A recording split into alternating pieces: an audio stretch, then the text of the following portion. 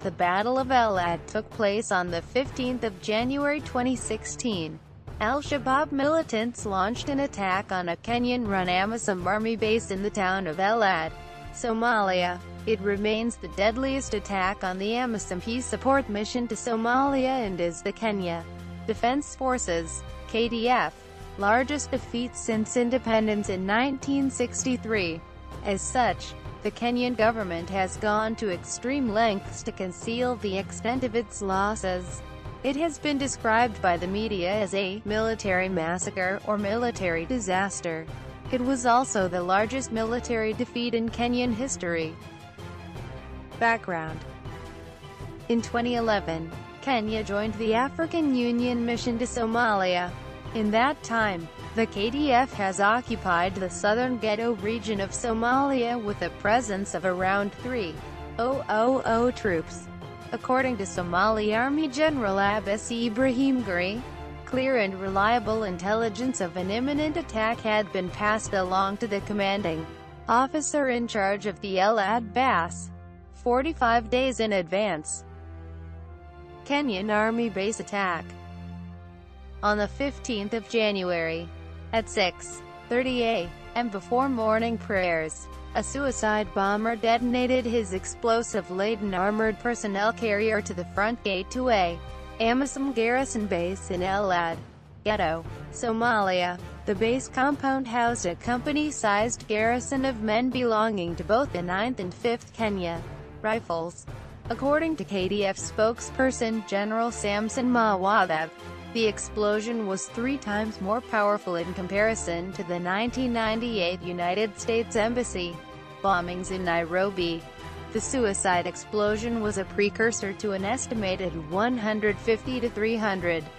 A neighboring Somali National Army (SNA) base located 600 meters away from the AMISOM base was empty of troops, who allegedly left and were pre-warned hours before the attack, per the Kenyan military. Tactical failures.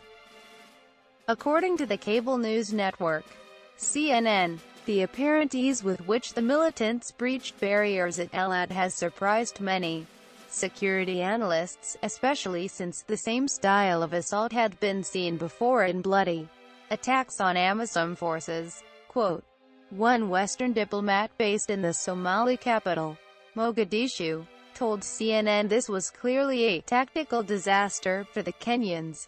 How can 200 al-Shabaab walk across a field in broad daylight without the Kenyans noticing? Where were the KDF's machine guns? He asked. This is contrary to everything they have been taught, and should be doing in a hostile environment. Quote, Casualties. Al-Shabaab claimed to have captured 12 Kenyan soldiers, including the commanding officer after the battle.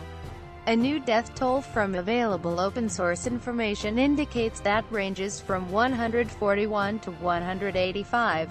Kenyan troops, including all officers, were killed in action. Around 40 survivors managed to escape and an unknown number are still unaccounted for. Aftermath and reactions. Kenyan President Uhuru Kenyatta expressed his condolences to the families and vowed militants would pay a heavy price for the attack. He reaffirmed Kenyan support in the AMISOM peace support mission to Somalia and ruled out withdrawal of troops from Somalia. The Somalian President Hassan Sheikh Mohamud condemned the attack. Nigerian President Muhammadu Buhari along with Somalian President Hassan Sheikh Mohamud made a 3-day visit to Kenya to attend a ceremony in honor of the soldiers killed at the Moi Army Barracks in Eldoret, Kenya, on the 22nd of January. The alleged mastermind of the El Ad attack and leader of the Al-Shabaab Abu Zubair Battalion, Maali Miano, was killed in retaliatory airstrikes according to Kenya's military cover-up. According to CNN, to prevent details of what happened at El Ad from emerging, Kenya's government used a rarely enforced law prohibiting the distribution of images or information likely to cause public fear and alarm or undermine security operations.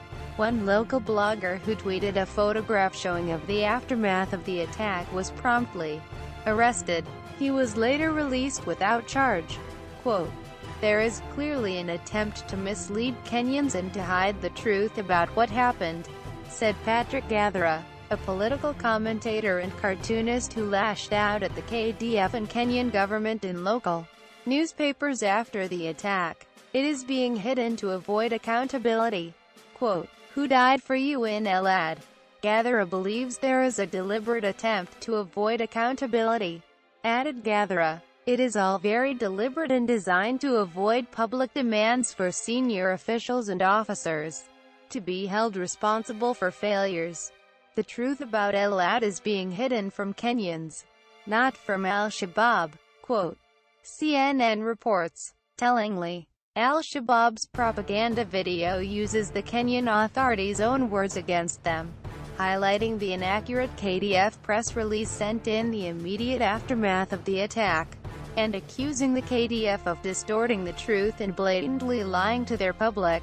Analysts say the KDF's lack of transparency has only provided more fodder for al-Shabaab's ideological battle. Quote, "Although they cite national security reasons, what they end up doing is creating an opportunity for al-Shabaab to propagandize their victories, perhaps exaggerate them," said Peter Pham, director of the Atlantic Council's Africa Center. "But there's no way of countering that narrative because there is no real narrative coming from the government." Quote, "The